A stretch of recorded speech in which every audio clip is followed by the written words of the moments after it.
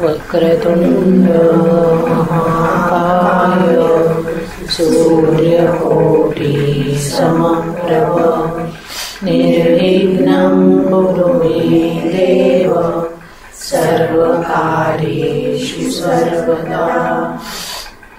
सरस्वती नमस्तुभ्यं वरदे कामरूपिणि विद्यारम्भ करिष्यामि सिद्धिर्भवतु मे सदा। कस्तूरीतिलकं ललाटपटले वक्षस्थले कौस्तुभं नासाग्रे वरमौक्तिकं करतले वेणुकरे कङ्कणं सर्वाङ्गे हरिचन्दनं सुललितं कण्ठे च मुक्तावली। गोपश्रीपरिवेष्टितो विजयते गोपालचूडामणि। कृष्णाय वासुदेवाय हरये परमात्मने प्रणतक्लेशनाशाय गोविन्दाय नमो नमः। नमस्ते भगवान् व्यास वेदशास्त्रार्थकोविद ब्रह्मा विष्णु महेशानां मूर्ते सत्यवती सुत। शूकरूप प्रबोधज्ञ सर्वशास्त्रविशारद एतत्कथा प्रकाशेन मज्ञानं विनाशय। अलङ्कापुरी पुण्यभूमि पवित्र तिथे नांदतो ज्ञानराजा सुपात्र। तया आठविता महापुण्यराशी नमस्कार माझा सद्गुरु श्री ज्ञानेश्वरासी। जय जय रघुवीर समर्थ।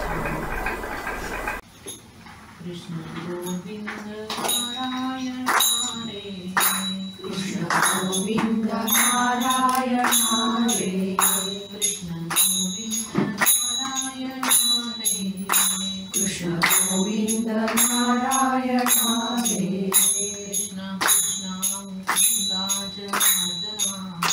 कृष्ण कृष्ण मुकुंद जनार्दना कृष्ण कृष्ण मुकुंद जनार्दना कृष्ण कृष्ण मुकुंद जनार्दना कृष्ण गोविंद नारायण हरे कृष्ण गोविंद नारायण हरे कृष्ण गोविंद नारायण हरे कृष्ण गोविंद नारायण हरे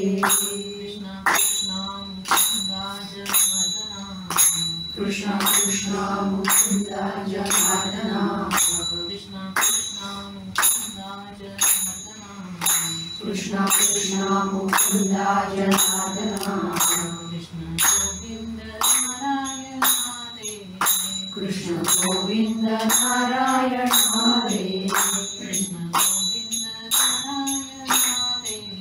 कृष्ण गोविंद नारायण हरे कृष्ण गोविंद नारायण हरे कृष्ण गोविंद नारायण हरे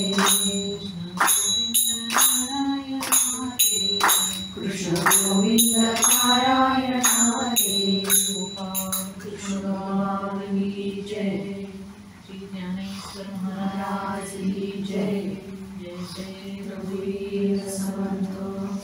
ओम नमो भगवते वासुदेवाय। उद्धवाने गोपींचं कृष्ण कीर्तन ऐकलं। कृष्ण स्मरण करताना गोपींचं हृदय द्रवित होत होतं। दधिमंथन झाल्यानंतर त्या नंदभवनाकडे पाहून प्रणाम करायच्या, हा त्यांचा नियम होता। त्यांनी त्याप्रमाणे वंदन केलं आणि त्यांना एक तिथे रथ आलेला दिसला। त्याबरोबर त्यांच्यामध्ये संवाद सुरू झाला। उद्धवजी शांतपणे तो संवाद ऐकत होते। कृष्ण विरहाने व्याकुळ झालेल्या ललिता कृष्णाचं नामस्मरण करत चाललेल्या असताना त्यातली एक सखी दुसरीला म्हणाली की अगं, कृष्ण स्वार्थी आणि कपटी आहे। राजा झाल्याबरोबर तो आपल्या सगळ्यांना विसरून गेला आणि आता आपलं मन घरामध्ये लागतच नाही। ती दुसरी सखी पहिलीला म्हणते की मी जितकं त्याला विसरण्याचा प्रयत्न करते तितकी मला त्याची आठवण येते.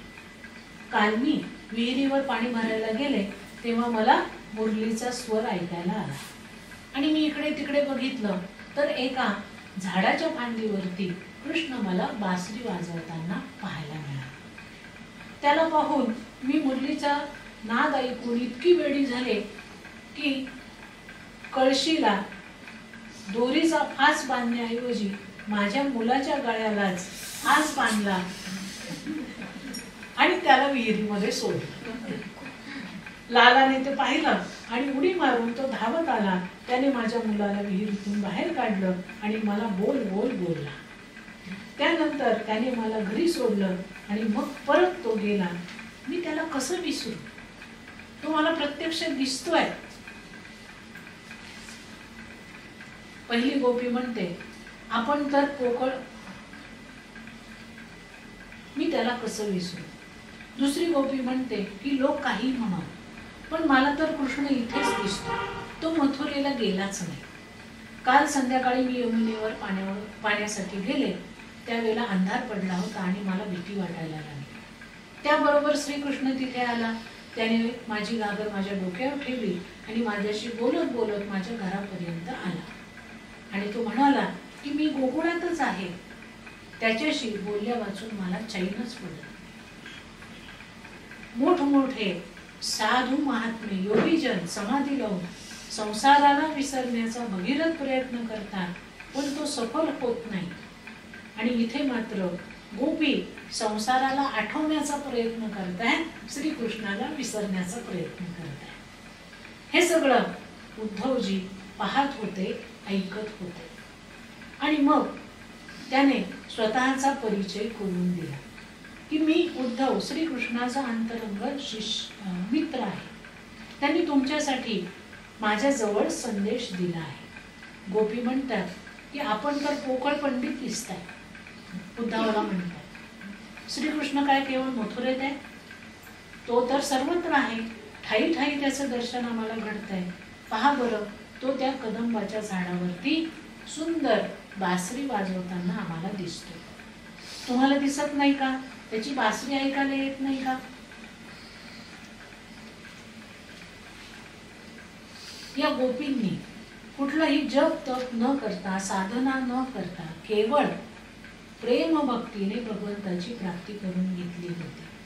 उद्धवाने गोपींना निर्गुण ब्रह्माचा उपदेश करण्याचा प्रयत्न केला आणि तो म्हणाला की तुम्ही निर्गुण ब्रह्माची उपासना करा.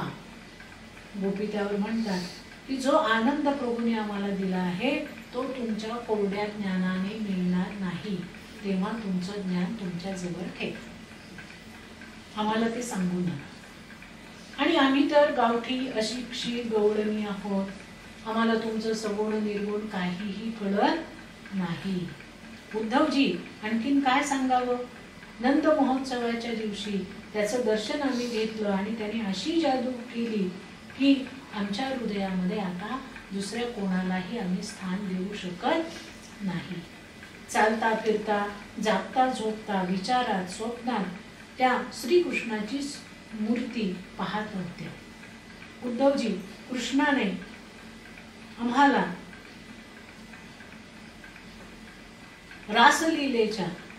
रासलीलेचा महानंद चाखवला आहे आणि तो आता इतका निष्ठुर झाला आहे. उद्धवजी, नाही नाही असं नाही. उद्धवजी म्हणतात की नाही नाही असं नाही.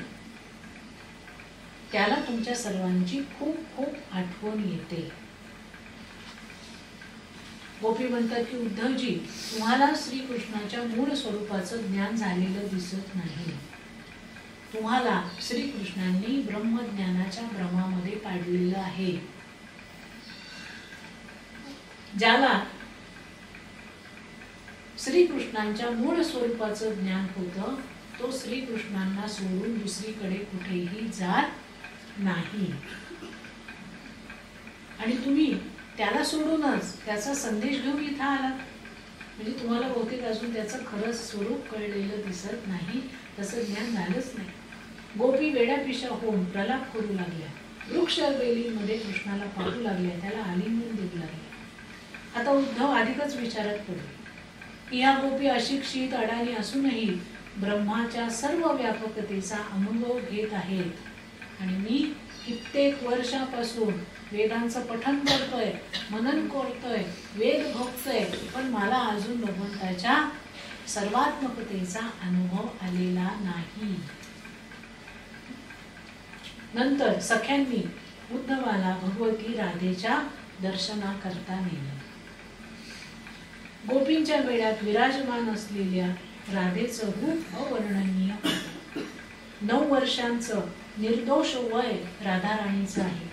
साधा शृंगार, मुखावर झळकणार दिव्य तेज, सात्विकता आणि प्रेमाची मूर्ती. जगाला आनंद देणाऱ्या श्रीकृष्णांच्या राधिकेला उद्धवाने साष्टांग प्रणाम केला. श्रीकृष्णाच्या विरहाने व्याकुळ झालेल्या राधेच्या तोंडातून वेदनायुक्त हुंकार निघत होते. डोळ्यांमधून अश्रुधारा वाहत होत्या. उद्धवजी म्हणाले की मथुरेहून मी आलो आहे श्रीकृष्णाचा संदेश घेऊन, आणि श्रीकृष्णांनी सांगितलंय मी इथे येणार आहे. श्री राधाजी त्यांना म्हणाल्या की तुम्ही स्वामींचा संदेश आणला, पण संदेशाने मला शांती मिळणार नाही. विरहाचं दुःख कोण जाणू शकतो. राधेची ती दयनीय अवस्था पाहून सगळ्या गोपी, वृक्ष, लता, वेली, पशु, पक्षी सगळेच्या सगळे रडायला लागले. उद्धवाला कळे नाही काय चाललंय. एक राधा रडते तर सगळे कसे रडतायत. ते राधेला उपदेश करू लागले. ते राधेला काय उपदेश करणार असा विचार करू लागले की इथे तर सगळेच विरहाने तडपतायत भगवंतासाठी, आणि मी आता यांचं सांगून कोणत्या शब्दांमध्ये करू हे त्यांना कळले. उद्धवाने राधाजींना नमस्कार केला आणि म्हणाले, राधाजी, तुम्ही कृष्णाला कपटी म्हणू नका. ते दयेचे, प्रेमाचे सागर आहे आणि ते कोणालाही विसरलेले नाहीत. ते कायम वारंवार तुमची आठवण काढतात. राधाजी म्हणतात की उद्धवजी, तुम्ही त्यांना अजून ओळखलं नाही. तुम्हाला शास्त्र आणि ज्ञानाच्या गोष्टी सांगून त्यांनी भुलवलंय. त्यांनी अजून तुम्हाला त्यांचं प्रेम दिलेलं नाही, म्हणून तुम्ही अशा गोष्टी करता. तुमचं ज्ञान, शास्त्र, कर्म, धर्म सगळं काही श्रीकृष्ण आहेत आणि आमचा श्वासही श्रीकृष्ण आहेत हे तुम्ही समजून घ्या. उद्धवजी म्हणतात की माझे कृष्ण केवळ मथुरेतच नाही तर प्रत्येक ठिकाणी आहे. इथल्या कणाकणामध्ये आहे. आमच्या मनात, हृदयात, रोमारोमात एवढंच नाही तर उद्धवजी ते तुमच्यामध्ये सुद्धा बसलेले आहे. आणि राधाराणी म्हणते की ते माझे जन्मोजन्मेचे श्री प्रभू आहेत, मी त्यांची दासी आहे. उद्धवजी, तुम्ही इथे कशाला आला? तुम्हाला आमच्या कृष्णाने पाठवलं आहे म्हणून तुमचं आम्ही स्वागत करतो. पण आमच्यासारख्या अशिक्षित लोकांना तुमच्या शास्त्राशी, ज्ञानाशी काहीही कर्तव्य नाही. असं त्यांचा भरपूर संवाद झाला. त्यानंतर उद्धवांना जे आपल्या ज्ञानाविषयी अत्यंत अभिमान वाटत होता तो त्यांचा अभिमान पूर्णपणे गळून गेला. त्यानंतर राधेने भगवान श्रीकृष्णांचं स्वरूप दर्शन त्यांना दिलं. राधेने स्वतः बासरी वाजवायला सुरुवात केली. त्याबरोबर त्या बासरीमधून राधे गोविंद असा स्वर ऐकायला यायला लागला आणि श्रीकृष्ण राधे समवेत त्यांना तिथे उपस्थित असलेले दिसले. उद्धवांना कळेना की श्रीकृष्ण मथुरेत आहेत की आपल्या समोर बसलेले आहेत.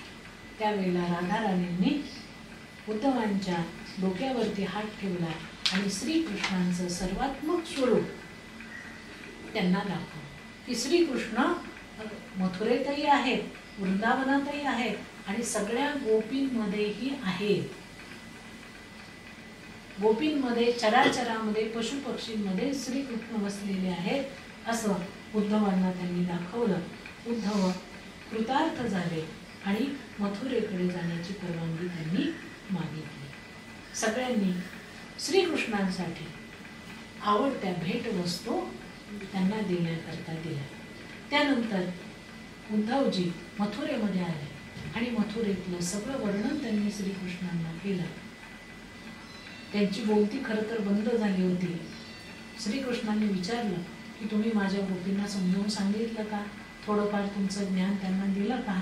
त्यावेळेला उद्धवजी खजील झाले आणि ते म्हणाले की भगवंत, तुम्ही कृपा केली म्हणून माझं ब्रजवासियांमध्ये जाणं झालं आणि त्यांची अद्भुत भक्ती पाहून मी मात्र दंड झालो.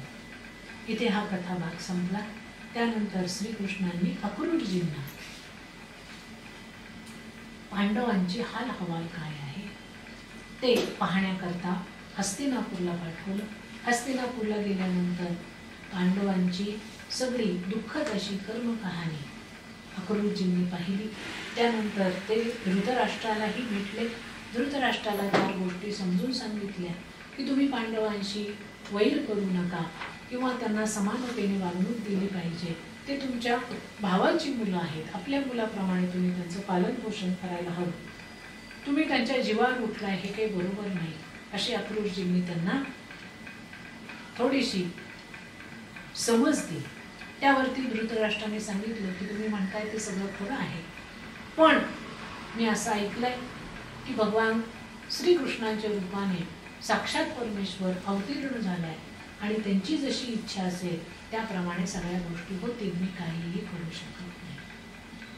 असा सगळा निरोप अक्रूरजींनी दिल्यानंतर बलराम आणि श्रीकृष्णांनी पांडवांच्या पाठीशी उभं राहण्याचं ठरवलं. त्यानंतर भगवान श्रीकृष्णांच्या विवाहाचं वर्णन आहे. रुक्मिणी मातेशी, जी रुक्मिणी कुंडिनपूर राजाची कन्या आहे, भीष्मकाची कन्या आहे. भीष्मक म्हणजे समुद्र आहेत आणि त्यांची कन्या रुक्मिणी साक्षात लक्ष्मीचं रूप आहे. त्या रुक्मिणीचा मोठा भाऊ रुक्मी आहे. त्याला असं वाटतंय की रुक्मिणीचा विवाह शिशुपालाशी व्हावा. शिशुपाल हा रुक्मीचा मित्र आहे आणि श्रीकृष्णाचा द्वेष शिशुपालामध्ये आहे आणि रुक्मीमध्ये आहे. त्यामुळे रुक्मिणीचं स्वयंवर त्यांनी ठरवलंय, पण श्रीकृष्णाला आमंत्रण दिलेलं नाही. परंतु रुक्मिणी मात्र श्रीकृष्णाच्या सौंदर्य माधुर्याने प्रभावित झाली आणि श्रीकृष्णच आपला पती व्हावा असं रुक्मिणीला वाटतंय. म्हणून ती एका ब्राह्मणाच्या द्वारा आपला मनोसंकल्प एका संदेशातून श्रीकृष्णांना पाठवते. श्रीकृष्ण तो संदेश वाचतात आणि ब्राह्मणाला सांगतात की तुम्ही रुक्मिणीला आश्वस्त करा. मी तिचं सौंदर्य ऐकून तिच्यावर मुग्ध झालेलो आहे आणि ती माझी पत्नी होईल या पद्धतीची मी व्यवस्था करतो असं सांगून भगवान श्रीकृष्ण त्या ब्राह्मणाला घेऊन आपल्याबरोबर घेऊन निघाले. त्यानंतर रुक्मिणीने त्यांना आपल्या पत्रिकेमध्ये कळवलं होतं, संदेश पत्रिकेमध्ये कळवलं होतं की विवाह करण्यापूर्वी आदल्या दिवशी आमच्याकडे देवीची पूजा करण्याचा एक प्रघात आहे आणि त्या पूजेसाठी मी पायी जाणार आहे. त्यावेळेला त्या मंदिरातून तुम्ही मला घेऊन जा आणि माझ्याशी विवाह करा. त्याप्रमाणे भगवंतांनी योजना आखली. भगवंत तिथे आलेच हे कळल्याबरोबर रुक्मिणीच्या वडिलांना अतिशय आनंद झाला, पण रुक्मिणीला मात्र आवडलं नाही. तिथे जरासंध, शिशुपाल आणि मोठे मोठे राजे उपस्थित झालेले होते. ते सगळे सतर्क झाले की ज्या अर्थी श्रीकृष्ण इथे आलाय त्या अर्थी इथे काहीतरी गडबड गोंधळ होणार आहे. आणि भगवंत एकटेच तिथे आले होते. इकडे बलरामांना ही गोष्ट कळली. त्याबरोबर बलराम सैन्य घेऊन कुंडिनपूरला पोहोचले. आता मात्र परिस्थिती तणावाची निर्माण झालेली होती. मग रुक्मिणीने सांगितल्याप्रमाणे भगवान श्रीकृष्णांनी रुक्मिणीचं हरण केलं आणि ते तिला मथुरेमध्ये घेऊन आले. ते घेऊन येत असताना रुक्मी त्यांना आडवा आला आणि तिथे बलरामांचा आणि रुक्मीचा, श्रीकृष्णांचा, सगळ्यांचा भीषण असं युद्ध झालं. एकमेकांना त्यांनी खाली दाखवण्याकरता युद्धामध्ये रुक्मीला श्रीकृष्णांनी हरवलं. ते त्यांना मारणार तेवढ्यात रुक्मिणीने त्यांना थांबवलं आणि सांगितलं की हा माझा भाऊ आहे, याला तुम्ही सोडून द्या. श्रीकृष्णाने त्याला सोडून दिले. त्यानंतर बलराम आणि इतर सगळे त्याचे जे मित्र होते रुक्मिणीचे, त्यांचं घमासानाचं युद्ध झालं आणि श्रीकृष्ण रुक्मिणी सहित परत आल्यानंतर त्यांचा विवाह संपन्न झाला. त्यानंतर भगवान कामदेव त्यांच्या मुलाच्या रूपाने भगवंताच्या पोटी जन्माला आले.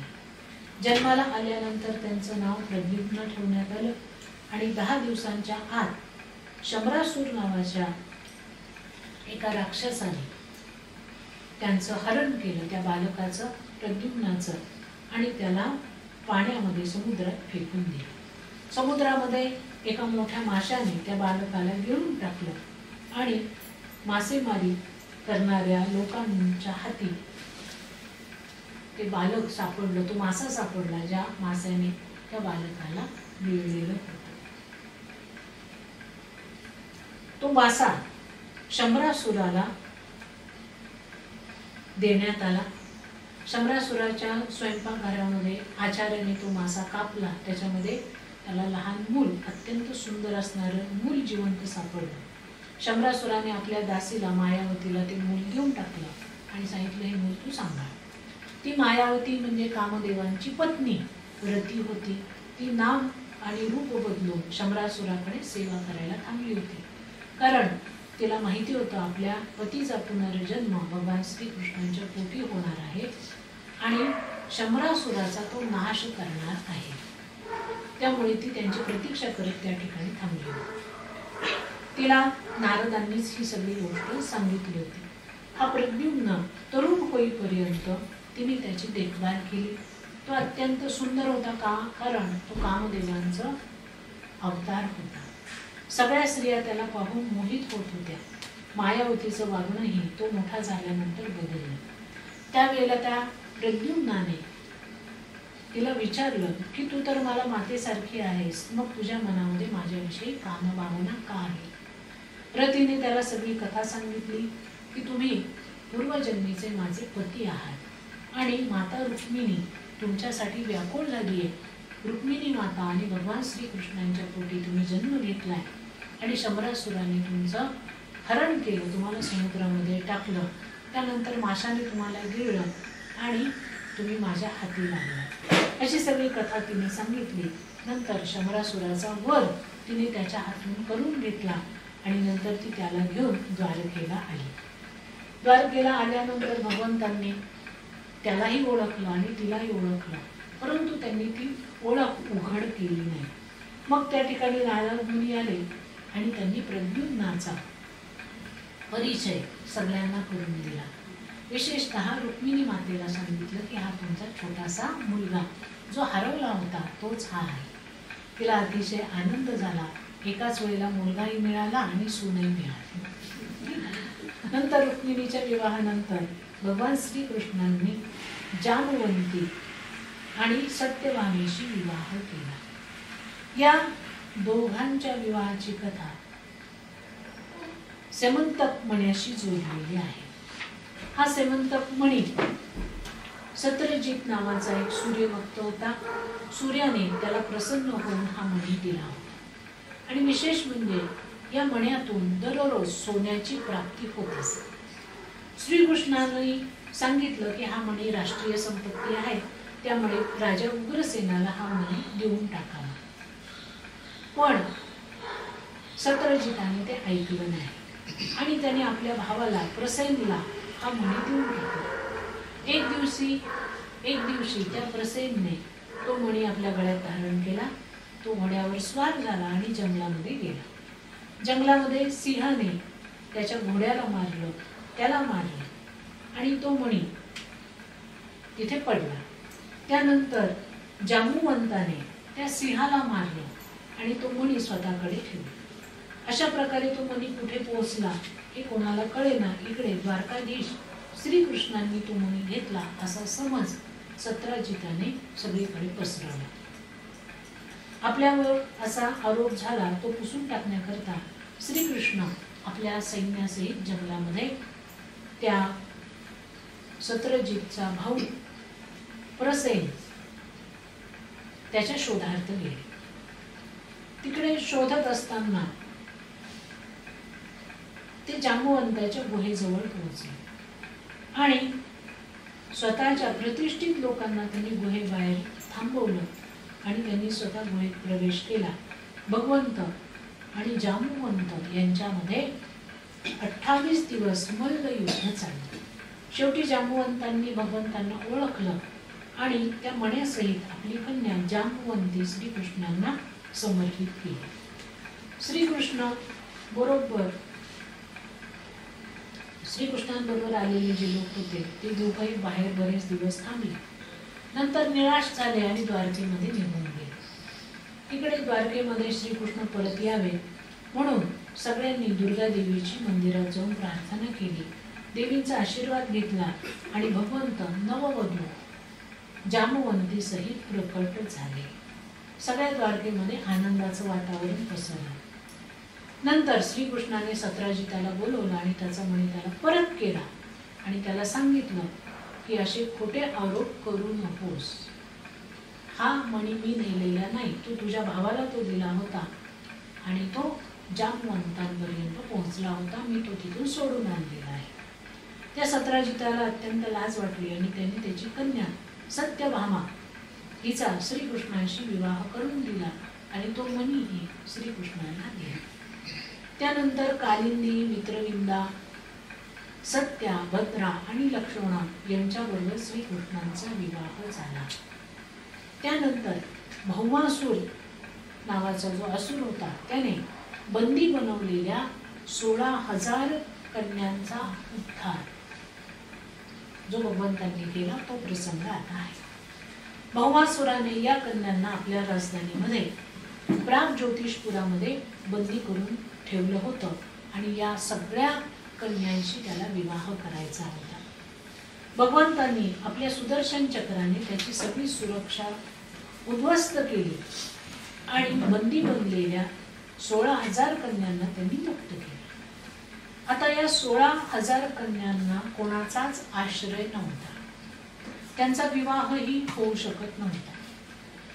त्यांना जर तसंच सोडून दिलं तर समाजामध्ये त्यांना कुठलाही मान सन्मान मिळणार नव्हता. उलट त्या भ्रष्ट होतील, त्यांचा गैरफायदा लोक घेतील असा विचार करून भगवंतांनी क्रांतिकारी पाऊल उचललं आणि त्या सगळ्यांचं पाणी ग्रहण स्वतः केलं. त्या सगळ्यांना ते द्वारकेमध्ये घेऊन आले आणि आपला वंश विस्तार त्यांनी केला. त्यानंतर रुक्मिणी नंदन प्रद्युम्नाचा दुसरा विवाह मामा रुक्मीच्या मुलीशी करण्यात आला. पहिला विवाह रतीशी झाला आणि दुसरा विवाह रुक्मी म्हणजे रुक्मिणीचे भाऊ, मोठे भाऊ, त्यांच्या मुलीशी या प्रद्युम्नाचा दुसरा विवाह करण्यात आला. प्रद्युम्नाला मुलगा झाला, त्याचं नाव अनिरुद्ध ठेवण्यात आलं. त्या अनिरुद्धाचाही विवाह रुक्मीच्या नातीशी करण्यात आला. हा विवाह प्रसंग चालू असताना सगळे एकत्र आलेले असताना तिथे जुगार खेळण्यात आला आणि रुक्मीने त्यात छलकपट केल्यामुळे रागवलेल्या बलरामांनी रुक्मीचा वध करून टाकला. घरातलं वातावरण सगळं बदललं. रुक्मिणी बलरामांवरती नाराज झाली, पण श्रीकृष्ण मात्र त्यावेळेला गप्प बसले. त्यांनी आपल्या भावाची बलरामांची बाजू घेतली नाही आणि आपल्या पत्नीची रुक्मिणीची पण बाजू घेतली नाही. कारण जर रुक्मिणीची बाजू घेतली तर बलराम नाराज होतील आणि बलरामांची बाजू घेतली तर रुक्मिणी नाराज होईल असं म्हणून त्यांनी या सगळ्या गोष्टीकडे दुर्लक्ष केलं. ते शांत राहिले. एक दिवस नारदजी तिथे आले, श्रीकृष्णांना भेटले आणि त्यांना म्हणाले की महाराज तुमची इतकी नातवंड आहेत, मुलं आहेत, तुमचं कोणाकडे लक्ष नाही का? श्रीकृष्ण म्हणाले काय झालं, कोणाकडून काही अपराध झाला का? नारदजी म्हणाले अहो गेल्या 4 महिन्यांपासून तुमचा नातू कुठे आहे तुम्हाला माहिती आहे का? श्रीकृष्ण म्हणे असेल इथे कुठेतरी. कारण भगवंतांनी जेवढ्या स्त्रियांशी लग्न केलं 16,000, त्या 16,000 स्त्रियांना भगवंतापासून 10-10 मुलं झाली आणि पुन्हा त्या 10 मुलांची लग्न होऊन नातवंड झाली. तर कोणाचं कोण कुठे आहे काय आहे हे काही कोणाच्या लक्षात नव्हतं. म्हणजे भगवंताचा वंश प्रचंड वाढला होता, त्याचा विस्तार झाला. त्यामुळे खरंच भगवंत म्हणाले की हो, आजकाल तो कुठे दिसत नाही, कुठे गेला बरं. नारदजी म्हणाले की बाणासुराच्या मुलीने उषेने स्वप्नामध्ये अनिरुद्धाला पाहिलं आणि तिच्या सखीने चित्रलेखेने त्याचं चित्र काढलं. सगळ्यांनी, या दोघींनी मिळून अनिरुद्धाचं हरण केलंय आणि त्याला आता उषेजवळ ते घेऊन गेले आहे. बाणासुराने त्याला आता बंदी बनवलंय आणि या सगळ्यांची माहिती नारदांनी कृष्णांना दिली. ही गोष्ट द्वारकेमध्ये वाऱ्यासारखी पसरली. सगळ्या यदुवंशांना राग अनावर झाला आणि श्रीकृष्ण बलरामाच्या नेतृत्वाखाली सगळे बाणासुरावरती हल्ला करण्याकरता तयार झाले. बाणासुर कोण आहे तर हा भगवान शिवशंकरांचा परमभक्त आहे.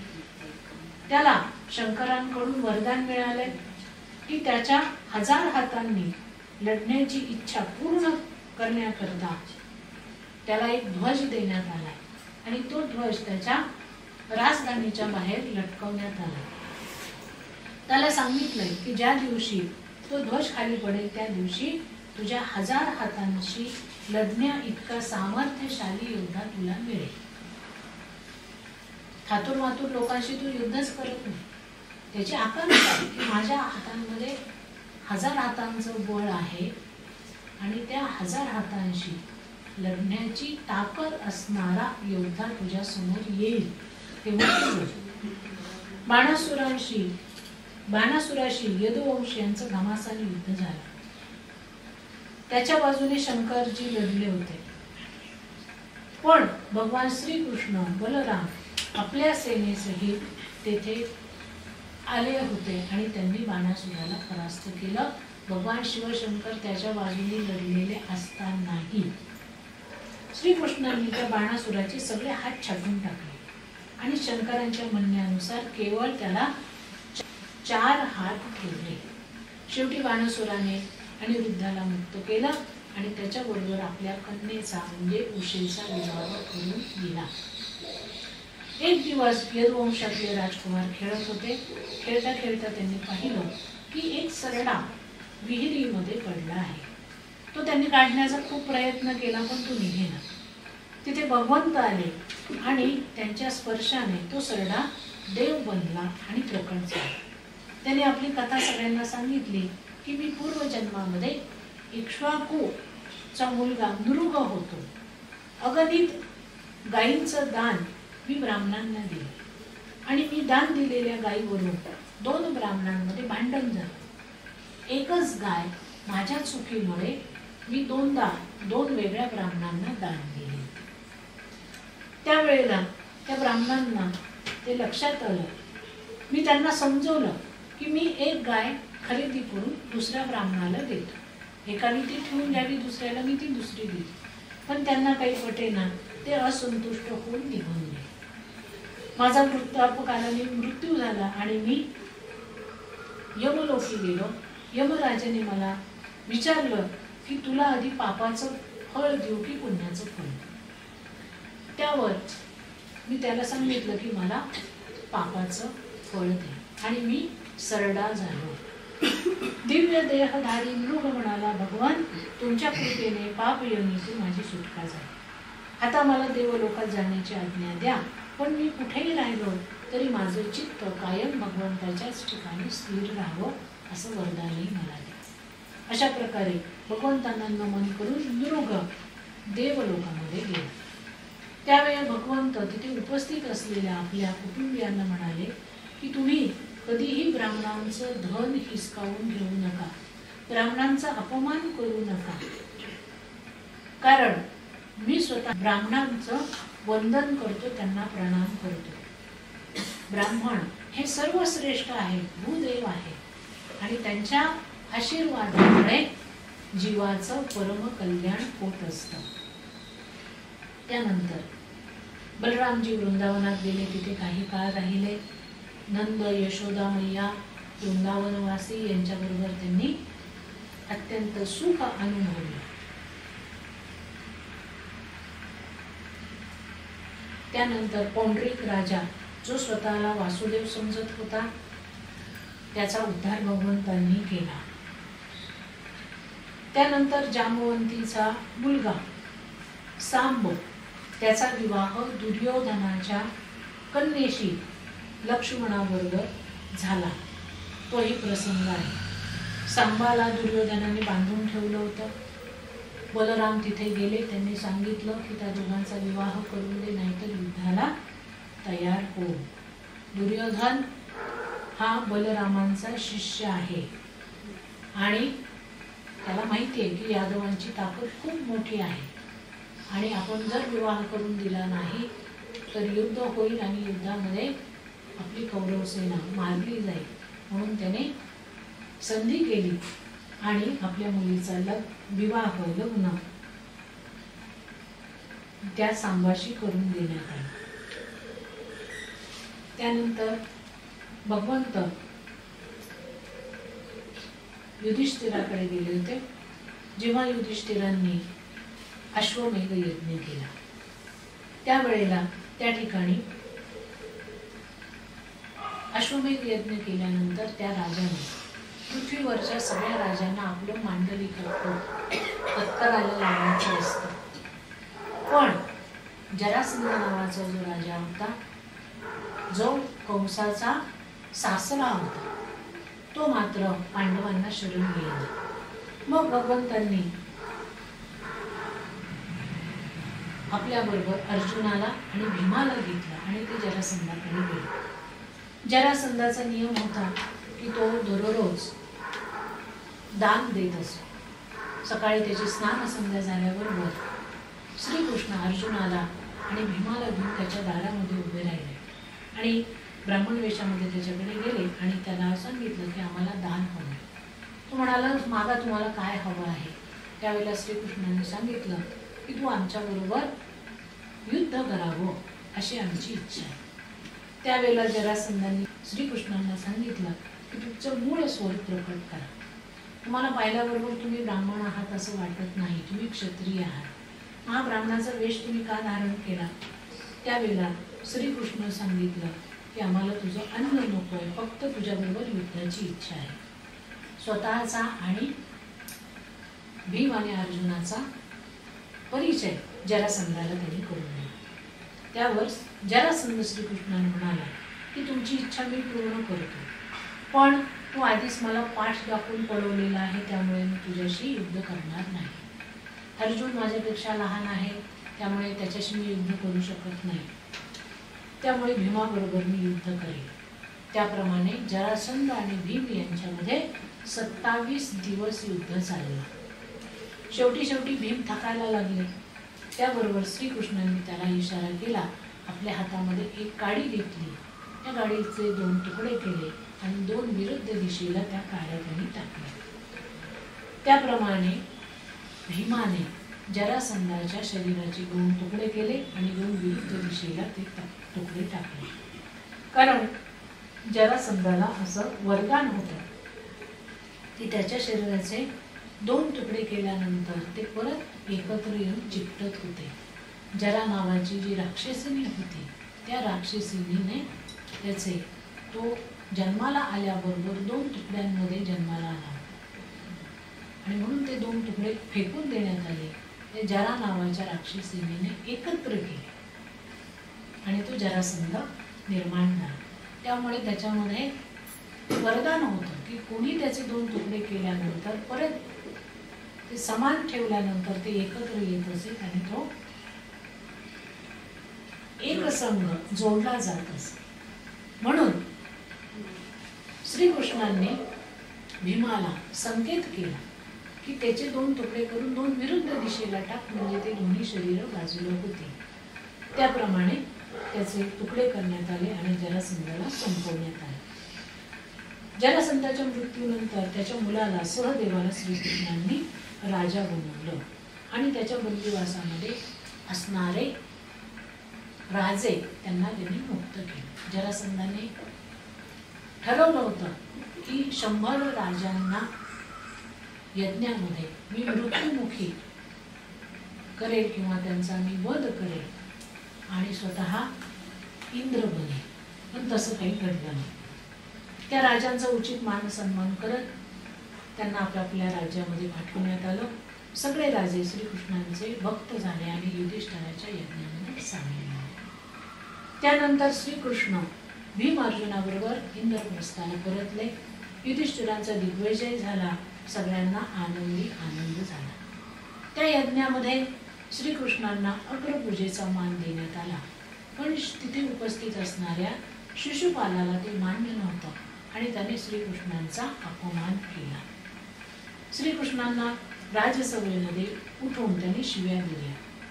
श्रीकृष्णांनी त्याच्या 100 शिव्या ऐकून घेतल्या, कारण त्याने शिशुपालाच्या आईला वरदान दिलं होतं की याचे 100 अपराध मी पोटात घाले.